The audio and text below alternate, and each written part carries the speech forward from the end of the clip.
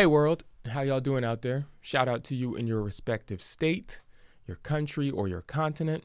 Soul MCA here again, and let me save us both time. If you are here for audio samples, actual bass playing of the Sire M7, leave this review right now. That's not what this is about. You're not going to get any live sound from the bass. So let me outline a few things for you all. Those of you that have been following me know that I got a Sire M7. I'm very excited about it, but I've got to be truthful with you all. I have not been completely truthful or forthright with you all. So I put up a video recently of an unboxing of me getting this bass. I did not get this bass recently. I've had this bass for a little while. But backstory.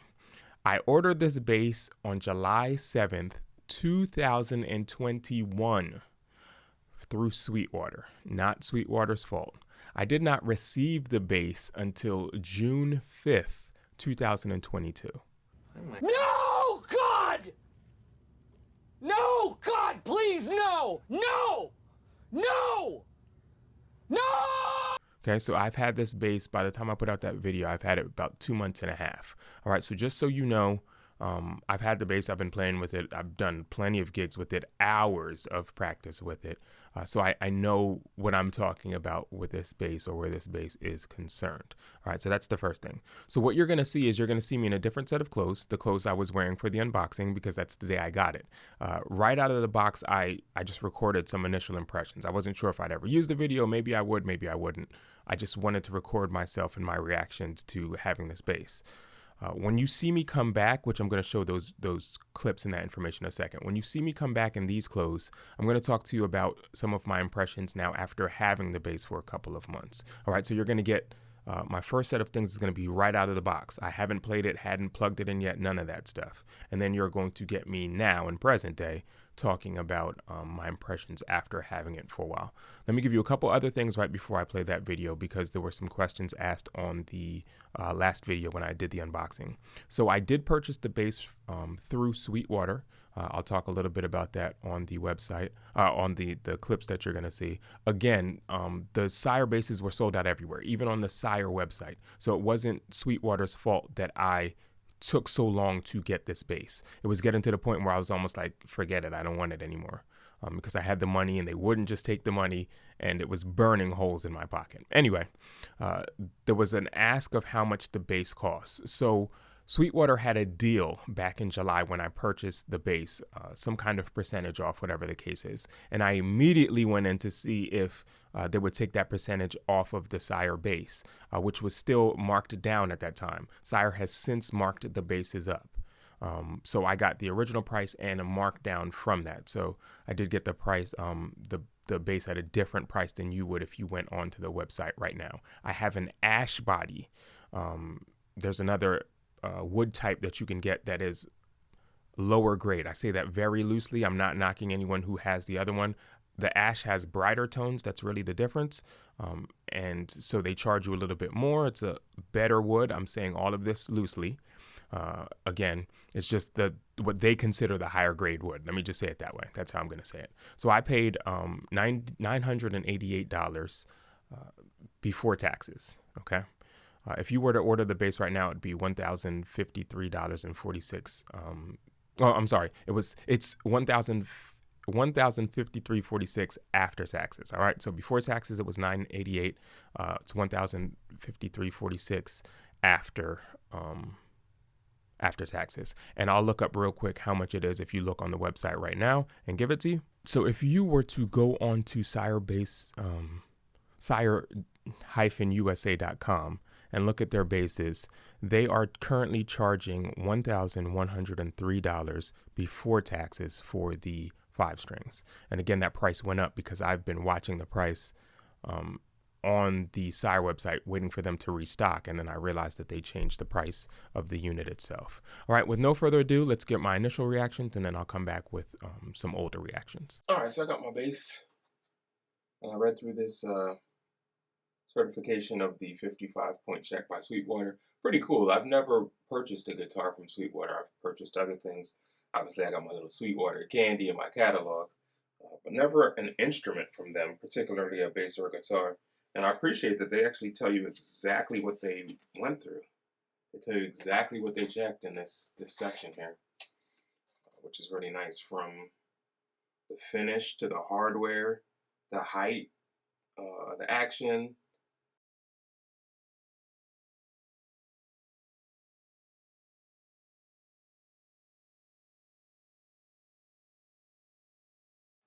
All of that stuff. But I can say right out the gate, even though they checked all of that, me personally, just looking at this, I'm not okay with the levels of height. The G string feels so much closer to the body or to the neck than the others do, and I know that they got to do that to allow the vibrations of the string to buzz, and I guess they're trying to get them all close, but that feels awkward. I prefer them to all be set to one action, if you will. I can literally feel the strings going down in a little bit further as I go down, especially as you rake up. But so far, so good. Plenty of bite.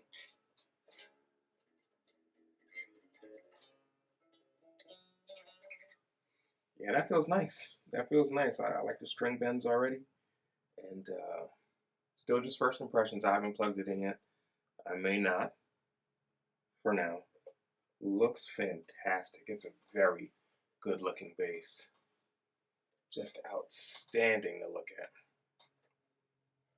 Wow. Wow.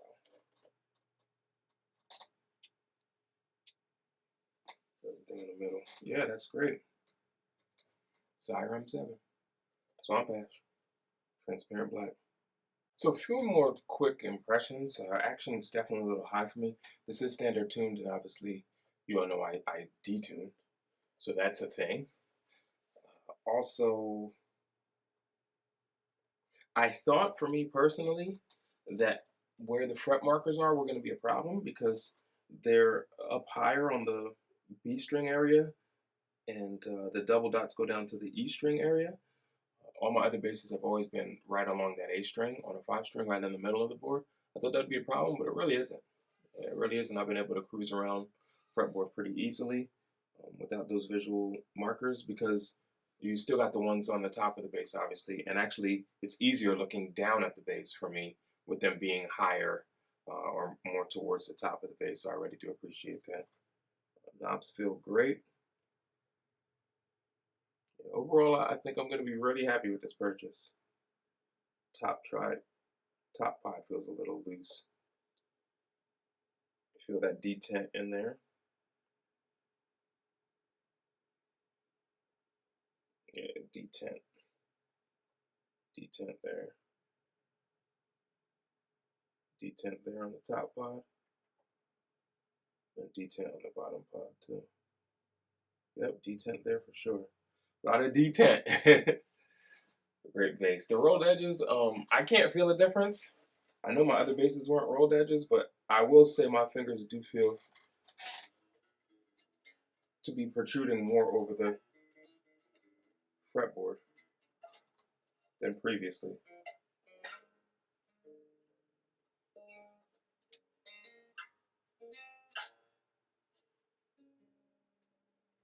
And so they tuned it, but it's still a little out of tune. I don't know if that's intonation or just whatever. But again, I haven't tuned it up yet. These are still just first impressions. I'm going to take my time. I'm going to appreciate every second and every phase of this. Yeah, first thing I'm going to have to do, though, is take out these lovely, pretty stacked straps that they have here, strap lock, and replace them with strap locks. So those were my thoughts then. Here are my thoughts now, or here are some additional thoughts. I don't think much has changed. So I did have one issue with my bass coming from Sweetwater. For whatever reason, I started having problems with my passive active switch. Sometimes it would fire off, sometimes it wouldn't. And initially, I thought that it was the battery dying. My friend, who we've talked about on this channel quite a bit, has 2 Sire basses, and he told me that the batteries die frequently. So I thought, okay, I've been practicing with this thing quite a lot, even though I was in passive mode, maybe the batteries have died.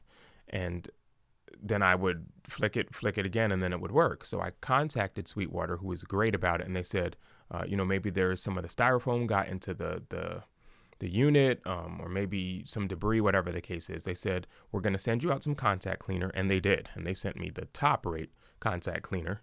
They gave me this can right here, sprayed it in that socket, and since I've had no issues, not a single issue. And I made sure initially I flicked it on probably about 50 times, and since then I continue to flick that button up and down, that active passive switch, and it fires off every time, no issues.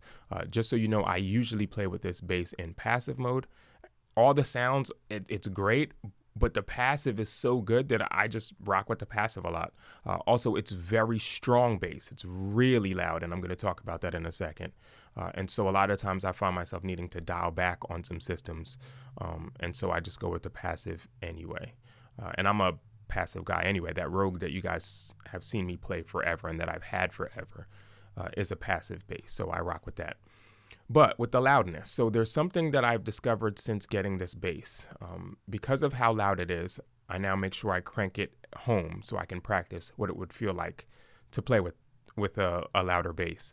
And I realized on my plucking hand side that I now have to change my technique for two reasons because of the Sire bass. Number one, the bass is really loud. If you all have rarely seen my right hand plucking technique, if you even want to call it that, in my videos because of just the way that the camera cuts off.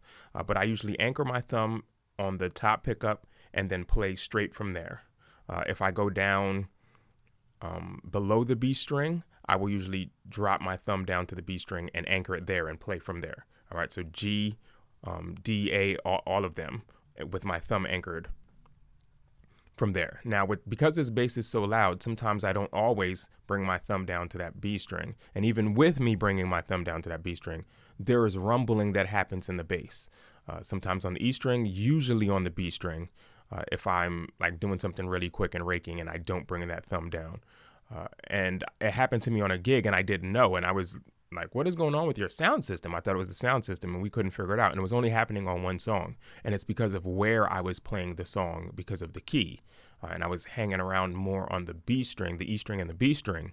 And so I wasn't taking that thumb down to stop the B string and I couldn't figure it out. And then days later, I'm home practicing and I realized the bass is so loud that on another bass that's quieter or doesn't have the two 9-volt batteries, this thing has two 9-volt batteries, you probably wouldn't hear that rumbling or that wouldn't pick up. But with this bass, it is. And I'm not talking about having my switch cranked to 10 either. I'm talking about 30, 40, maybe 50% of the bass. Because this thing is so strong. All right, so that's number one. Number two, I'm going to put a clip of the videos you just watched. And I want you to look specifically at my plucking hand's wrist and forearm. You see how it rests against the body? This was an issue I had initially with the V7. I always wanted one. I had all the money saved up. I was about to buy one. Ended up going with another bass, which you've seen in some of my other videos, which is a SX bass, but it is a modded SX bass. I ended up going with that bass instead of the V7 for other reasons. Later on, I ran into someone who had a V7 and I played their V7 and my wrist went to sleep on me within 3 minutes of the first song I played. And then it became a struggle to kind of play a song or two after that. And it's because of how high the bodies of these basses sit. They're not thick necessarily, but they do come a little higher. And some other basses have, I don't know what to call it, but there's like an angle that they'll have at the top of the bass to kind of counteract that the Sire basses do not have. Not a knock. A lot of it has to do with my technique. And I'm finding a lot of times when I'm practicing that my arm is again going to sleep or it's pinching or it's hurting. And some of it is coupled with my technique also of stretching. So I have to change my technique on that. The very last thing that I had, I don't even know if I want to call this an issue with, but practicing for hours on this bass, and I started to notice at the end of practice sessions, sometimes at the end of maybe gigs, my fingers were getting a little black. I'm going to show a screenshot here. You're not really going to be able to see it because of how bright the lights are, but That's my hand. And if you notice, it's kind of dark, like sooty almost. Now, my hands get really sweaty when I'm playing, usually live especially, or if I'm playing for long times. My hands get really sweaty, and so that can run off. I don't think it's the strings because my plucking hand never gets black. I think it's the fretboard somehow, maybe wiping off onto my hands or whatever the case is. Minor inconvenience, doesn't seem to stain anything, doesn't travel to white walls or anything like that after I'm done. Just something to know. And maybe it'll wear off. I have noticed that it's less and less. Maybe it's a coating on the strings, whatever the case is, I'm not sure. A great note out of the box, the strings are great. I think I'm starting to wear them down now, though. We might be needing to look at getting new strings soon. But the strings that come with this bass are phenomenal. Phenomenal. I would shout them out here, but I don't remember what they are. And me and my friend had to do a lot of digging to figure out what type of strings come on the Sire basses out the gate. If I get it in post, I'll throw it in here for you all. I'm Soul MCA. These are my impressions initially with having the Sire, and then impressions after having the Sire for a bit. I know you all are out there dying for some actual audio of it. I have an idea in mind. I want to give you guys a true scientific way of reviewing the sound of this bass. It's going to require some help from my friends, and I don't know if I can get us all where I need us all to make that happen. Those of you that have been watching these last few videos I put out, you are my real audience. You're my main audience that have rocked with me through thick and thin.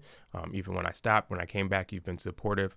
And so I don't want you to wait too long versus the masses who will come in here to just see a video and won't do anything. But you are the ones that comment. You are the ones that have had me. You are the ones that were asking about me even when I wasn't on YouTube. So I'm not going to delay how I really want to show you this bass just for the sake of that, okay? Because you all have been faithful. So sometime I'm going to squeeze some kind of sound bite or sound bites in. It'll be what it'll be, and then hopefully sometime in the future I can give you like a real review of this bass in the way I have imagined in my head.